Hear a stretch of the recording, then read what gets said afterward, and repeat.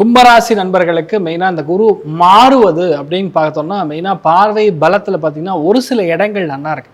அதில் மெயினாக பார்த்தீங்கன்னா வரையஸ்தானத்துக்கு குரு பார்வை இருக்கிறதுனால மெயினாக ரொம்ப நாளாக இருக்கிற ஹெல்த் இஷ்யூலாம் கொஞ்சம் சால்வ் ஆகும்.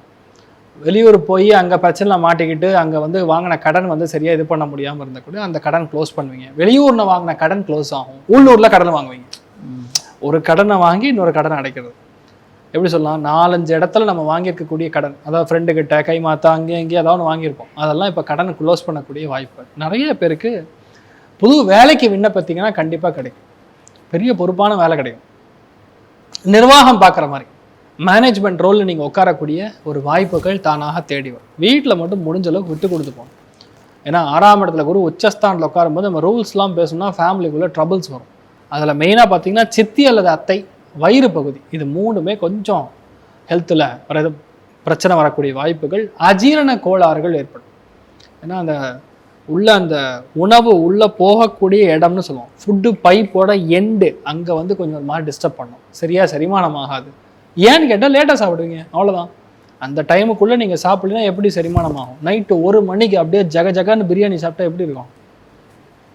அவ்வளோதான். அந்த பவுலே வேலை செய்யாது. கொஞ்ச நாள் அந்த பவுல் இருக்கும், அதுக்கப்புறம் கிரைண்டர் தேஞ்சு போன மாதிரி தூக்கி போட்டு புது கிரைண்டர் தான் வாங்கணும். அதுதான் நிலமை. தயவுசெய்து டைமுக்கு சாப்பிடுங்க. நைட்டு 8 மணிக்குள்ளே சாப்பிடணும், காலையில் 8 மணிக்குள்ளே சாப்பிடணும். அந்த லெவல் இருக்கிற வரைக்கும் உங்களுக்கு பிரச்சனை கிடையாது. ரெண்டாவது பார்த்தீங்கன்னா கும்பராசி நண்பர்களுக்கு மெயின் குடும்ப அபிவிருத்தி அடையும். பசங்க பிறப்பாங்க, குழந்தை பிராப்தம் ஏற்படும். தன குடும்ப வாக்குஸ்தானத்துக்கு டைரக்டாக பார்வை பலம் கொடுக்கறதுனால பணத்துக்கு பஞ்சம் கிடையாது. சொன்னால் ஒரு வேலை கெட்டிக்கிறதானமா இவன் முடிச்சிருவான் அப்படிங்கக்கூடிய நம்பிக்கை உங்கள் மேலே உருவாகும். எல்லாருடைய லைஃப்லையுமே உங்கள் வாக்குக்கு அவ்வளோ மரியாதை ஏற்படும். இன்னொன்று, ராகு ராசி லக்னத்தில் இருக்கிற வரைக்கும் நீங்கள் சொன்னீங்கன்னா அந்த விஷயம் பறிச்சிடும்.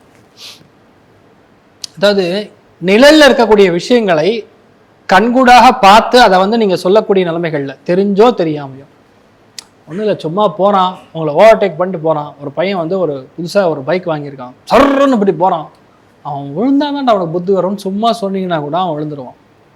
அதனால் தயவுசெய்து இந்த கெட்ட விஷயங்களை வாயில் சொல்லாதீங்க, அதை பார்த்துக்குங்க.